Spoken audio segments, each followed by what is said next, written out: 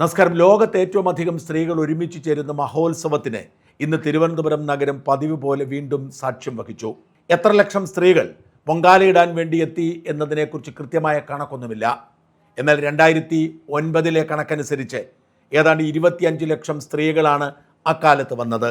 അതിൽ കൂടുകയല്ലാതെ കുറയുകയില്ല എന്നതുകൊണ്ട് ഓരോ വർഷവും റെക്കോർഡ് ഇട്ടുകൊണ്ട് പോകുന്നു.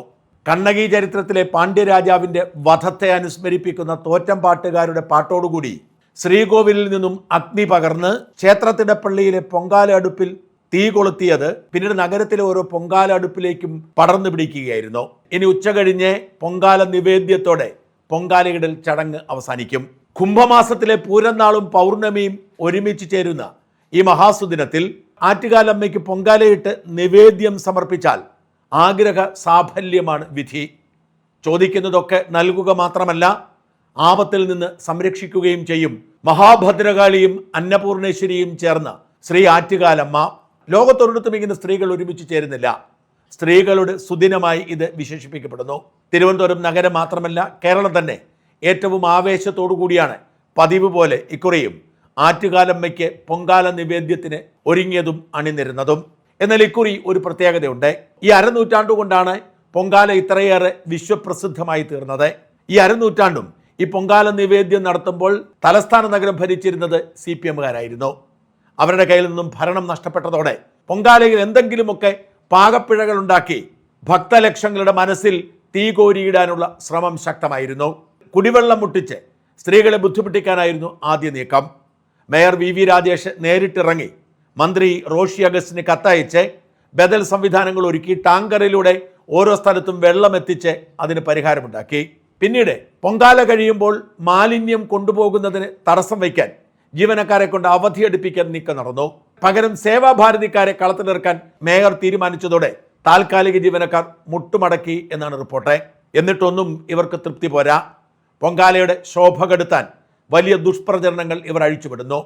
ആറ്റുകാൽ ദേവീക്ഷേത്രത്തിന്റെ വളപ്പിൽപ്പെടുന്ന ഒരിടത്ത് വെള്ളം കെട്ടിക്കിടന്നതാണ് ഇപ്പോൾ വിവാദമാക്കിയിരിക്കുന്നത്.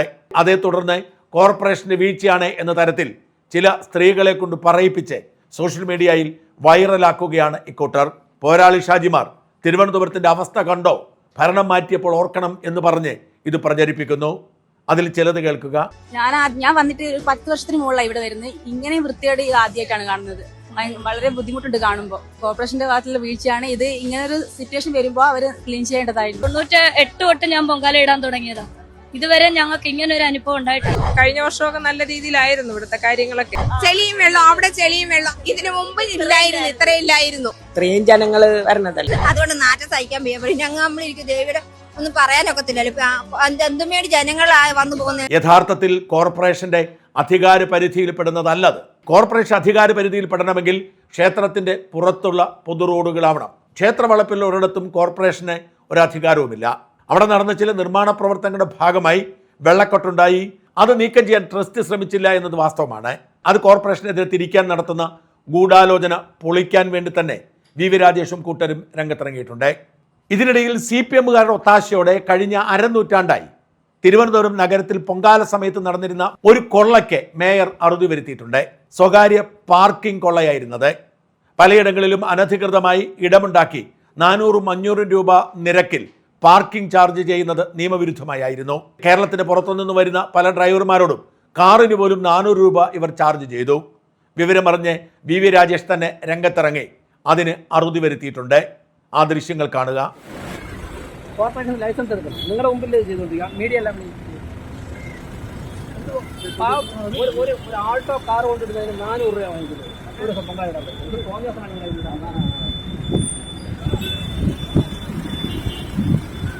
ഇദ്ദേഹത്തിന്റെ 400 രൂപ ആരാ മാറ്റം?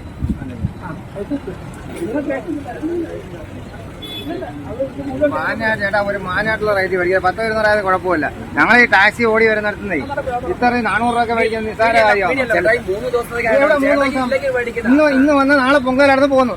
3 ദിവസം അങ്ങനെ ആവുന്നത്. ലൈസൻസ് ഇല്ലാതെ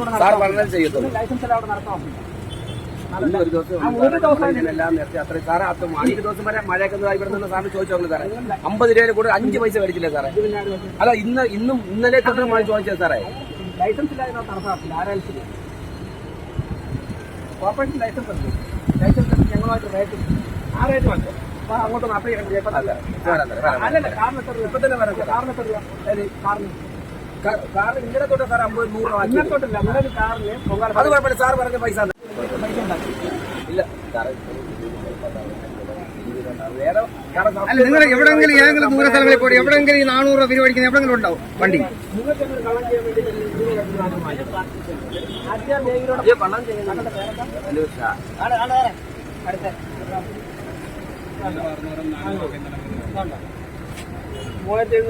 വണ്ടി നമ്പരാ സത്യം പറഞ്ഞ മനോഹരി തന്നാ ഉള്ള കാര്യം പറയാനേ. ഞാൻ കണ്ടിട്ട് മര്യാദ